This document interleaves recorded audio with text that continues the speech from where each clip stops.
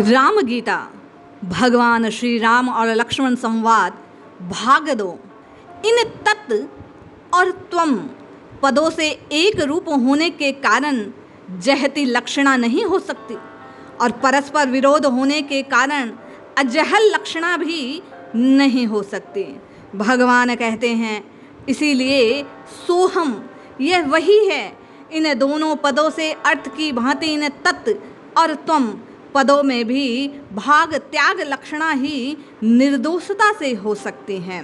भगवान कहते हैं पृथ्वी आदि पंचीकृत भूतों से उत्पन्न हुए सुख दुखादि कर्म भोगों के आश्रय और पूर्वोपार्जित कर्म फल से प्राप्त होने वाले इस मायामय आदि अनंतवान शरीर को विज्ञजन आत्मा की स्थूल उपाधि मानते हैं और मन बुद्धि 10 इंद्रियां तथा 5 प्राण इन 17 अंगों से युक्त और अपंचीकृत भूतों से उत्पन्न हुए सूक्ष्म शरीर को जो भोक्ता के सुख दुख आदि अनुभव का साधन है आत्मा का दूसरा देह मानते हैं। भगवान श्री राम कहते हैं अनादि और अनिर्वच्य मायामय कारण शरीर ही जीव का तीसरा देह है। इस प्रकार उपाधि भेद से सर्वथा पृथक स्थित अपने आत्मरूप को क्रमशः अपने हृदय में निश्चित करें।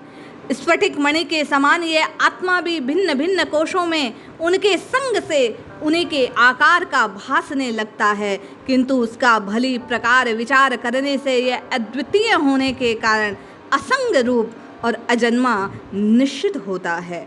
त्रिगुणात्मा बुद्धि ही स्वप्न जागृत और सुषुप्ति भेद से 3 प्रकार की वृत्तियां दिखाई देती है, किंतु इन तीनों वृत्तियों में से प्रत्येक का एक दूसरी में व्यभिचार होने के कारण एकमात्र कल्याण स्वरूप नित्य परब्रह्म में मिथ्या है, अर्थात उनमें इन वृत्तियों का सर्वथा अभाव है। बुद्धि की वृत्ति ही देह इंद्रिय प्राण मन और चेतन आत्मा के संघात रूप से निरंतर परिवर्तित होती रहती है। ये वृत्ति तमोगुण से उत्पन्न होने वाली होने के कारण अज्ञान रूपा है। जब तक यह रहती है तब तक ही संसार में जन्म मरण होता रहता है। नेति नेति आदि श्रुति प्रमाण से निखिल संसार का बाध करने और हृदय में चिद घना अमृत का स्वादन करके संपूर्ण जगत को उसके सार रूप तत्व को सत को ब्रह्म को ग्रहण करके त्याग दे। जैसे नारियल के जल को पीकर मनुष्य उसे फेंक देते हैं, आत्मा न कभी मरती है न जन्मता है, वह न कभी क्षीण होने वाला है न बढ़ता ही है। वह पुरातन संपूर्ण विशेषणों से रहित सुख स्वरूप स्वयं प्रकाश सर्वगत और अद्वितीय है। श्री प्रभु कहते हैं जो इस प्रकार ज्ञानमय सुख स्वरूप है उसमें दुखमय संसार की प्रतीति कैसे हो सकती है। यह तो अध्यास के कारण अज्ञान से ही दिखाई दे रहा है। ज्ञान से तो यह एक क्षण में लीन हो जाती है, क्योंकि ज्ञान और अज्ञान का परस्पर विरोध है। भ्रम से जो अन्य में अन्य की प्रतीति होती है उसी को विद्वानों ने अध्यास कहा है। जिस प्रकार असर्प रूप रज्जु आदि में सर्प की प्रतीति होती है उसी प्रकार ईश्वर में संसार की प्रतीति हो रही है। हम आप साधक ये जिज्ञासा करें कि इस राम गीता को सुनने का प्रयोजन क्या, तो प्रभु की इस वाणी को सुनकर हम सत्य को जानें और सत्य स्वरूप परमात्मा तक पहुँचने के लिए नाम साधना को साधन रूप में स्वीकार उसे अपने जीवन का ध्येय बना लें। प्रभु श्री राम कहते हैं जो विकल्प और माया से रहित है उस सबके कारण नियामय अद्वितीय चित्त स्वरूप परमात्मा ब्रह्म में सबसे इस अहंकार रूप अध्यास की कल्पना होती है। भगवान कहते हैं श्री लक्ष्मण जी से सबके साक्षी आत्मा में इच्छा अनिच्छा राग द्वेष सुख दुखादि रूप बुद्धि की वृत्तियां ही जन्म मरण रूप संसार का कारण है, क्योंकि सुषुप्ति में इनका अभाव हो जाने पर इसमें हमें आत्मा का सुख रूप भान होने लगता है। अनादि अविद्या से उत्पन्न हुई बुद्धि में प्रतिबिंब यह चेतना का प्रकाश ही जीव कहलाता है। बुद्धि के साक्षी रूप से आत्मा उससे पृथक है, वह परमात्मा को बुद्धि से परिचिन्न है, अपरिचिन्न है, वह अनिर्वर्तिक है।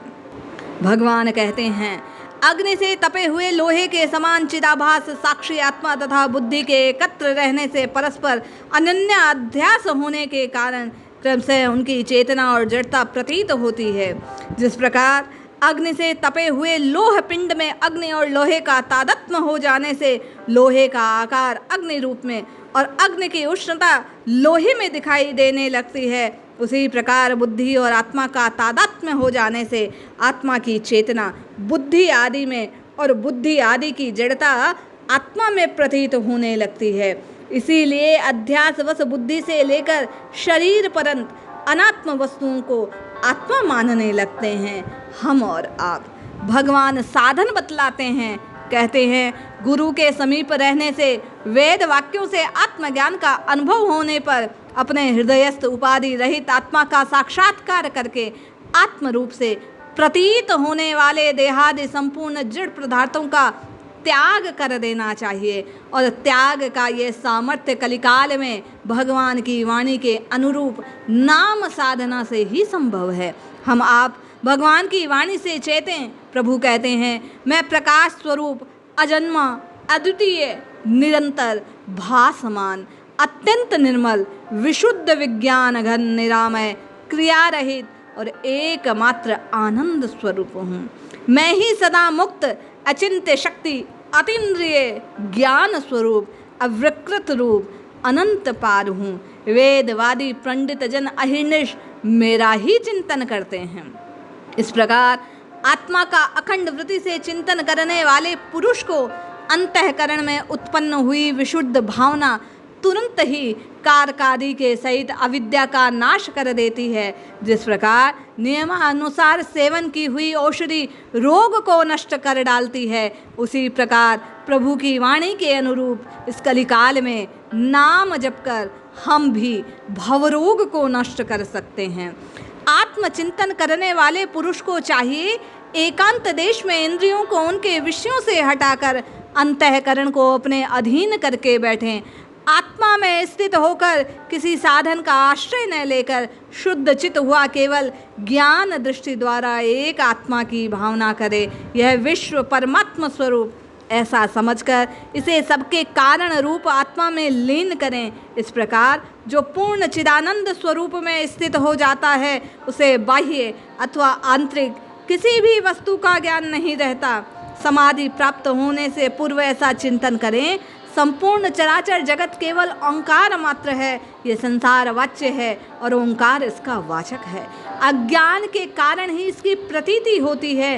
ज्ञान होने पर कुछ नहीं रहता और इस ज्ञान की प्राप्ति कलिकाल में राम राम, कृष्ण कृष्ण, भगवन नाम के निरंतर चिंतन के फलस्वरूप हो सकती है। ओंकार में ए, उ और मैं ये तीन वर्ण हैं। अकार विश्व जागृति के अभिमानी का वाचक है। उकार तेजस स्वप्न का अभिमानी कहलाता है। मकार प्रज्ञ सुसुप्ति के अभिमानी से कहते हैं। ये व्यवस्था समाधि लाभ से पहले की है। तत्व दृष्टि से ऐसा कोई भेद नहीं, ऐसा भगवान श्री राम ने लक्ष्मण जी को बतलाया। भगवान कहते हैं, नाना प्रकार से स्थित आकार रूप विश्व पुरुष को उकार में लीन करे। ओंकार के द्वितीय रूप तेजस स्वरूप उकार को उसके अंतिम वर्ण में मकार में लीन कर ले।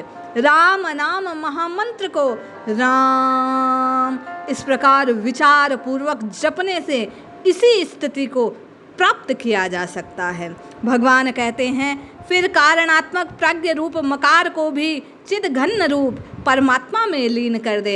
यह नित्य मुक्त विज्ञान स्वरूप उपाधिहीन निर्मल परब्रह्म मैं ही हूँ। इस प्रकार निरंतर परमात्मा भावना करते करते जो आत्मानंद में मग्न हो जाते हैं, जिसे संपूर्ण दृश्य प्रपंच विस्मित हो गया है, वह नित्य आत्मा आनंद का अनुभव करने वाला जीवन मुक्त योगी निस्तरंग समुद्र के समान साक्षात मुक्त स्वरूप हो जाता है।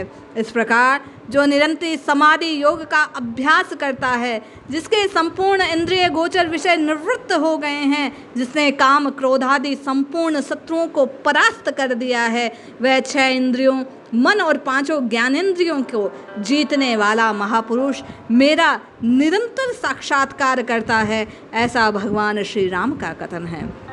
प्रभु कहते हैं, इस प्रकार अहिर्निश आत्मा का ही चिंतन करता हुआ मुनि सर्वदा समस्त बंधनों से मुक्त होकर रहे, अभिमान को छोड़कर प्रारब्ध फल भोगता रहे।